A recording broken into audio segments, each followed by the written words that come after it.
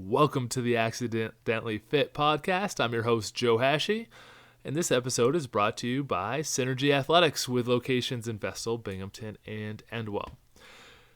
Now, the Accidentally Fit podcast is for those adults, those parents, those busy people who have a different goal in life other than just fitness for fitness' sake. This podcast is not about adding 5 pounds to your bench press, a couple extra ounces to your squat, or shaving a couple tenths off of one of your sprint times. This podcast is designed to help guide you through the tougher questions in a busy adult life, like how do I take care of my fitness with a full-time job? How do I take care of my fitness during a stressful time where now I'm taking care of my parents? How do I take care of fitness with my kids at home when they're going through virtual learning? All we're going to do is provide some helpful little tips along the way. This isn't going to be a lifestyle overhaul because those are usually short-lived. Instead, we want to help you to that mirror moment that I mentioned in the intro episode. And that's that moment when you, maybe the change of seasons, you grab an old pair of pants to put them on, you stand in front of the mirror, and you say to yourself, wow. And that wow is either said with a little bit of frustration, like, wow, these don't fit anymore, or wow, I can't believe these are a little bit looser on me. The adults that I've seen get results in the long term take this accidentally fit approach. They do small little tweaks over time to get the best results. So they are genuinely surprised. Like, I can't believe those couple workouts a week and cleaning up my diet really paid off. Or the flip side is, I can't believe those extra couple snack bars a day and grabbing a handful of candy at work out of the jar that someone always puts there has led me down this path of being accidentally unfit.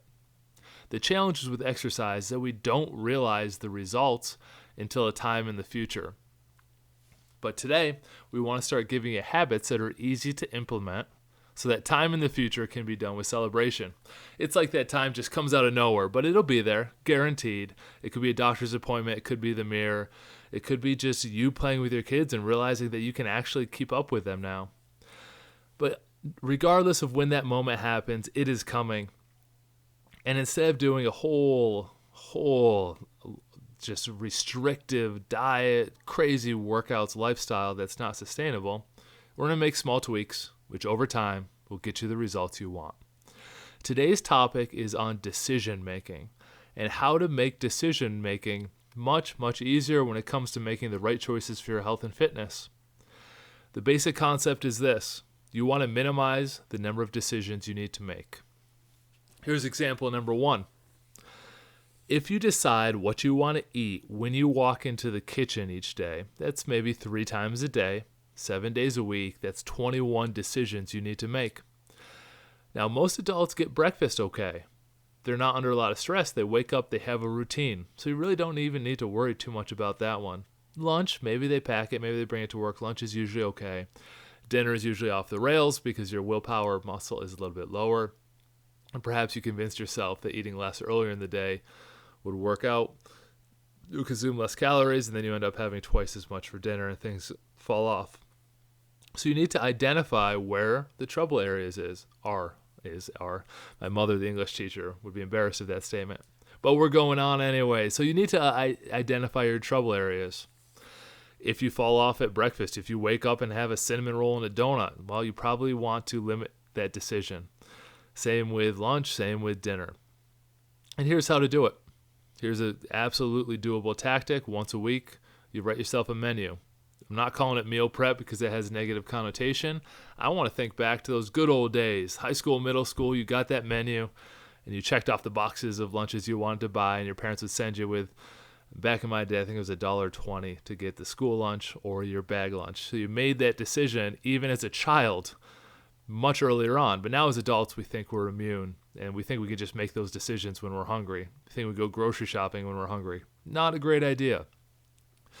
So what you want to do, again, you sit down and write a menu for wherever your trouble areas are. Now, if that is breakfast, lunch, and dinner, you should plan breakfast, lunch, and dinner. If it's just lunch, if you just go out to eat too much, it should be just lunch. If it's lunch and dinner, do lunch and dinner. But write down your menu. Now take that menu and create your grocery list. Now only buy the items on your grocery list to serve that menu. Now when the week hits, you're going to be able to stick to it because you won't have any other choices. Those decisions have already been made. You're not going through the decision-making process 21 times, 3 meals a day, 7 days a week. You're going through it once a week, and you're making the decisions at a time where you are of sane mind and not of growling stomach. And you write out what you want your menu to look like. Listen, it does not need to be 100% health food. You can add in some cheat meals. You can add in some treats, whatever it is. What you want to start refraining yourself from is the mindless eating. And if you write down in the menu, including those treats and including some meals that you want, and you buy it up front, you're going to be much happier, and over time you're going to get the results you want because you're eliminating that extra mindless food eating. So this isn't meal prep. This is simply acting like we did when we were kids and we knew what we were doing, but we could make our menus and work ahead.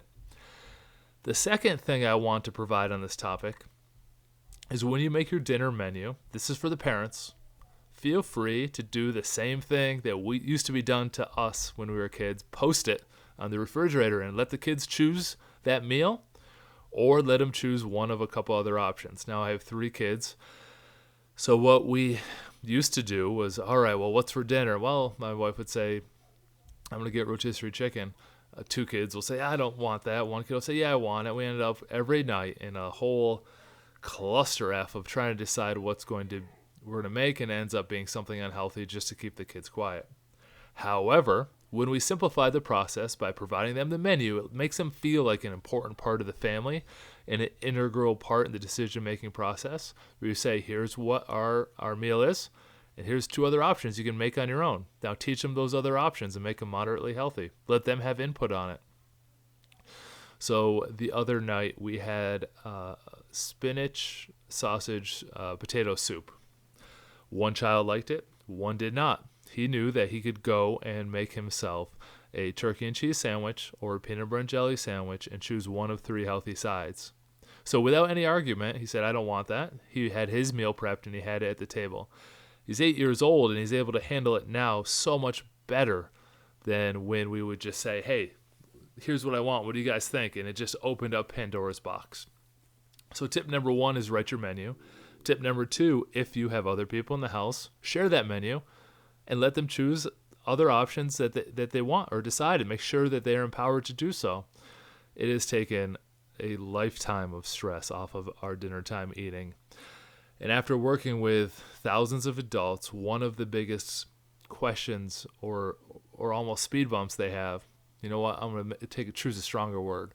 One of their strongest excuses is that my kids won't eat healthy, therefore I'm not going to eat healthy. There are ways that you can mitigate it and meet them where they're at. This is one of them. We'll talk plenty of other tactics as the podcast goes on, but this is a very powerful one. Let them choose a couple options. You have your option. They need to be able to make their own option if they want it. And the last tip for today, I like to work for 3s, is your exercise schedule. If you wake up in the morning and say, self, do I feel like exercising today? It's like you're talking to the mirror on the wall. It's going to be tough to get yourself to exercise. The same time that you write down your menu, you should plan out your weekly exercise. You write it on your calendar. You take out all the stress out of decision making because it's done for you, and you simply do it. Now that exercise doesn't have to be something intense, and maybe you give yourself a different option of, if that day you're not feeling great, you can default to a 2-mile walk instead of a 60-minute lifting routine. However, you want to eliminate those decisions that you're weighing you down every day. So the first way, write your menu. Second way, if you have kids, simplify it and give them some options and empower them to make it. And the third way is do your exercise schedule at the beginning of the week so you're not so overwhelmed each and every day. Once you get into this routine, it's going to be very empowering because these things that once weighed you down are going to be second nature. It's going to be very simple to accomplish once you get through about 3 weeks of this. And yeah, there's going to be a couple of speed bumps and hurdles, but it's going to be very empowering. So I highly recommend today's Accidentally Fit podcast. Think about some decisions that throw you off and make them before that moment of stress and before that moment where you occasionally lean towards choosing something that you would not be happy with if you had more time to think about it. Now, if you've enjoyed this podcast, make sure to follow it. In the following episodes, we're going to have members on, we're going to have stories on, we're going to have adults, and then we're going to talk about real struggles of trying to become healthy and the things that throw us off. Next week, we're going to talk about something near and dear to my heart, which is keeping exercise on the same category as life and not putting life and fitness on opposite ends of a continuum like they are opposing forces always at battle. We'll talk about a couple of tips to make it simple, put them in the same corner, and how to have them support each other. So again, if you've enjoyed this episode, please drop us a review. It's always brought to you by Synergy Athletics, and I look forward to talking to you on the next episode.